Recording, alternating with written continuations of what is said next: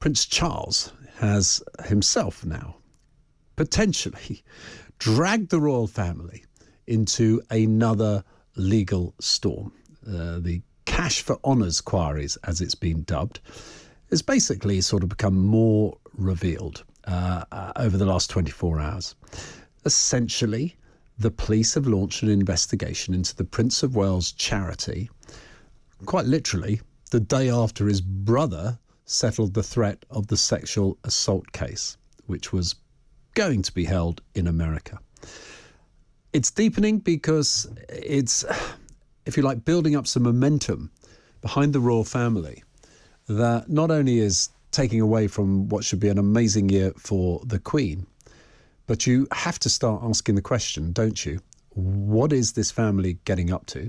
And what is the future of the monarchy if they're going to be plunged into more scandal? Now, for me, I have to say I'm a huge royalist. And this is very, very disappointing. So the natural instinct for me is to try and find out more about what is actually going on rather than just relying on the headlines. And I'm very pleased to welcome Joseph Kotrie-Monson, who is director of Mary Monson Solicitors.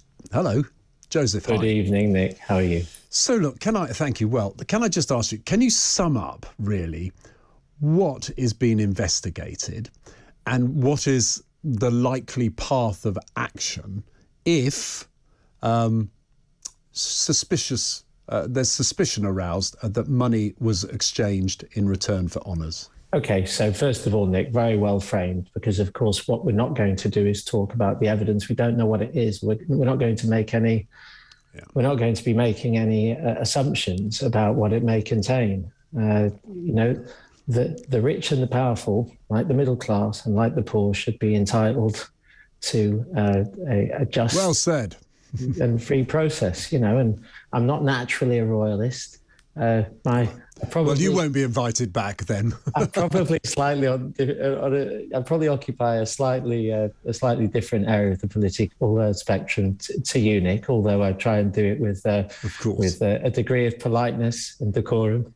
But I think the reality is, as a criminal lawyer, I'm offended when and I use the word reluctantly when I see quotes such as Norman Baker's, a former Liberal Democrat minister, who appears to have in part prompted the Met Police investigation with a letter. He said this is the most serious issue that Charles has as heir to the throne, and he goes on to talk about the arrogance of the royal family. But that presupposes guilt, doesn't it? And I honestly, I think it's scandalous that somebody should talk in that way, especially perhaps somebody who's enjoyed the fact that you can't in Parliament libel an individual. You're protected by parliamentary privilege, and thinks that somehow similarly applies to him.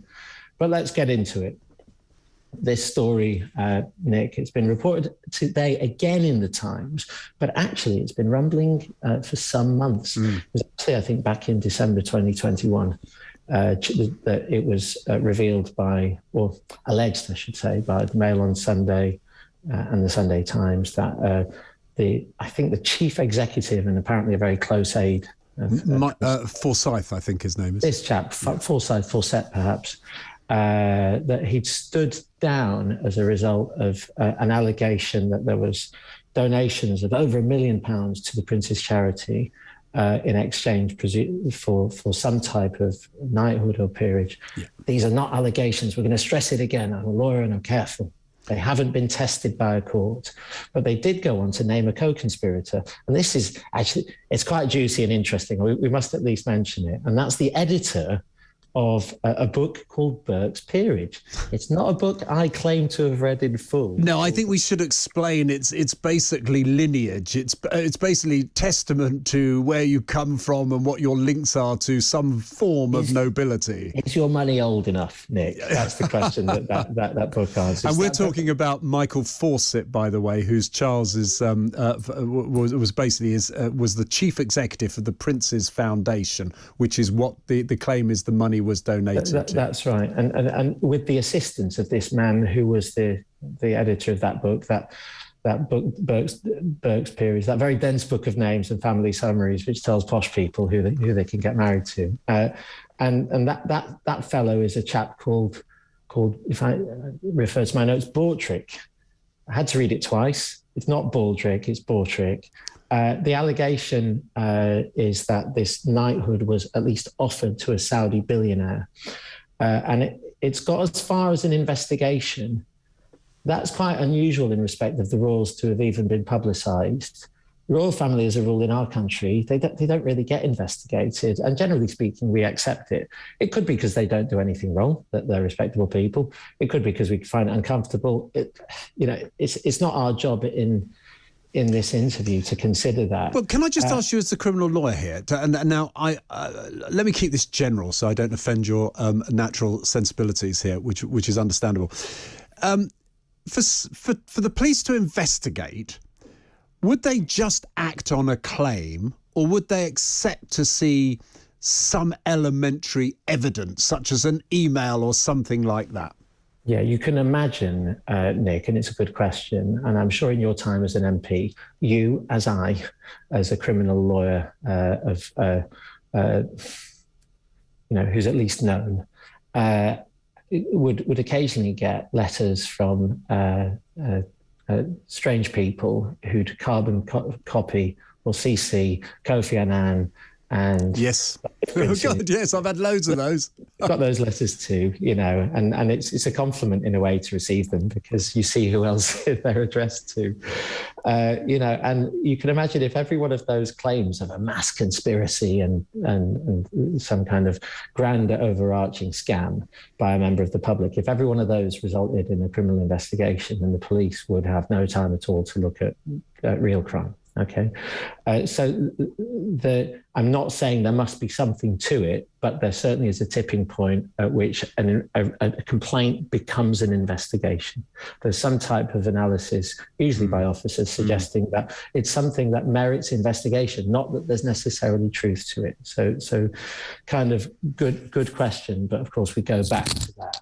We go back to that idea of justice being available to people in the public eye as much as to the man on the street. And thinking about it, in a way, someone in the public eye is actually, can't believe I'm saying this, probably more vulnerable on account of their prominence to complaints. And even if we don't quite like it, because they are privileged often, the reality is that they should be able to. Well, let me just ask you this, because this was the question I asked right at the beginning, and I had quite a bit of traction on this, and we've had callers and messages. And let's not go into the detail, but the implication of a UK Supreme Court judgment is that actually we are all entitled to privacy, and that the implication goes further, and the press are getting all very worried about it, that in fact, if you are under investigation or you are answering questions, you have a right to anonymity at that point. And they're saying it shouldn't be put in the public domain. Well, of course, poor Prince Charles, he's not been arrested. He's not been charged with anything. They are just investigating. And of course, mud sticks. They could come back in 3 days and say, sorry, mate, it wasn't you. And believe it or not, it's not actually set down in law, but police practice has changed considerably in this regard, Nick, because it was the case of Cliff Richard, for whom the investigating officers appeared to have briefed the press, even when his house was being raided and there were helicopters flying overhead. And it was no matter what you think of the guy's music, and as a rock fan, I love it. Don't you dare! I agree with Max and Paddy, who say "Wired for Sound" was a memo to the team. Crime against humanity. Don't have this chap again. I mean, this is the second thing that's getting very worrying. But I have to say that was somewhere between bear baiting and a circus, wasn't it? And quite rightly, as for every one of my clients who over the years might have had their name when they were either interviewed or even charged, publicised, irrespective of the outcome of a trial, that as a result of the case and the civil claim that followed that case, which resulted, I think, in a 7-figure award. For Cliff Richard. Okay, I didn't think it was 7-figure, but it was certainly very high. I suppose my point is, though, the legal costs in it were 7 figures. Of course, yes, we always forget that, don't we? But my key point on this is the Prince's reputation is going to suffer here. He could be absolutely clean, So I suppose my question is, an investigation on like this, how long should it take? I mean, is it going to be a week? Is it going to be months? I mean, I do wonder what the police do. There's precedent actually for it, and it comes. Interesting, you should ask that, Nick, because it comes just before your time in Parliament, if I'm correct. I'm not sure I like the sound of this. I think 2005 or 2007. Yeah, that's before me. An investigation concluded into the cash for favours or cash for honours. Tony Blair, wasn't it? Yeah. Blair. And that was an investigation that took well over a year, cost, I think, 1.4 million in police in police resources. The top of my head, around 600 witness interviews, and resulted in no charges. No charges whatsoever. So these are things that can take time. I can't imagine with something so sensitive that this is something that it is in anybody's interest to be hanging around. No, and I mean, look, there's either going to be a couple of emails or letters that say, listen, nudge, nudge, wink, wink, dosh in £1 million here, and you can have a CBE or whatever it is. If it's he said, who said, it's going to go nowhere, isn't it? What concerns me and makes me a little bit worried, but not more than that, because we're being very careful about not edging into considering what the evidence might be, is that there was real confidence as far as the Mail on Sunday and the Sunday Times in reporting this, and the way in which it was reported, which was kind of fairly florid, and detailed, and that's unless, of course, that there has been until recent responses of the young princes, there has been a history in the Royals of not suing newspapers for libel. Were those newspapers being kind of gung-ho? So they were relying on the fact that the royal family don't fight back. Maybe, and I don't. Of course, all the caveats, absolutely. Other alternative. Maybe there's something to it, but we just don't know. And I just think, considering it beyond that is really done at one's peril. The Act, and you asked me about the law that covers this, is the Honours, in brackets, Prevention of Abuses Act, I think 1925. Just after Lloyd George, of course. He was flogging them off. You're way ahead of me there, Nick. In 1922, that was a sweet shop of honours and titles.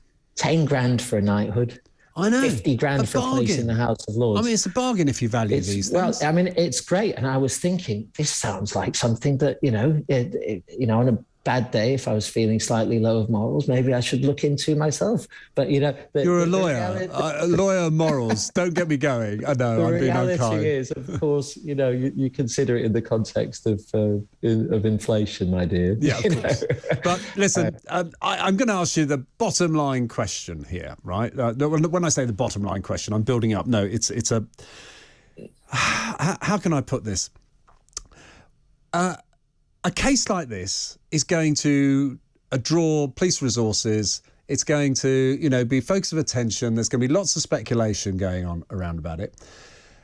If his HRH is innocent in this, which I personally believe he is, not everyone agrees with me. Lenny, our first caller, he made it perfectly clear what he thought. All right. Isn't it fair that if the press have invested so much time saying, this is awful, all by suggestion and implication, is it time we actually had a redress situation where papers who've speculated, put so much time in it, that we actually say, come on, half page, front page story, Prince is innocent. It's natural justice. It's not going to happen, is it? Well, you're prominent, you're wealthy, you're powerful. How does the phrase go, Nick? Heavy hangs the head that wears the crown. Well, he's not wearing the crown yet. Anyone would think we fitted up that question. That was beautifully delivered. It's one of my mum's. In times of difficulty, she laughs at me and says that. with more than a dose of irony. But the reality is that if you're in a position of prominence, it goes with the territory. Well, there you go. That is true, I'm afraid to say. Joseph, thank you so much for joining us. Next time you're on, I'm going to ask you about the picture behind you, but not this evening. That'll take us down another fascinating picture to me. It looked like Joseph Kotrie-Monson, director of Mary Monson Solicitors. I mean, he's been very cautious there, but the bottom line is you've made your mind up, haven't you? Come on. You've seen the papers, you've made your mind up, and you've come to a verdict. Now, that's perfectly entitled for you to do that, right? But it's not really fair, is it?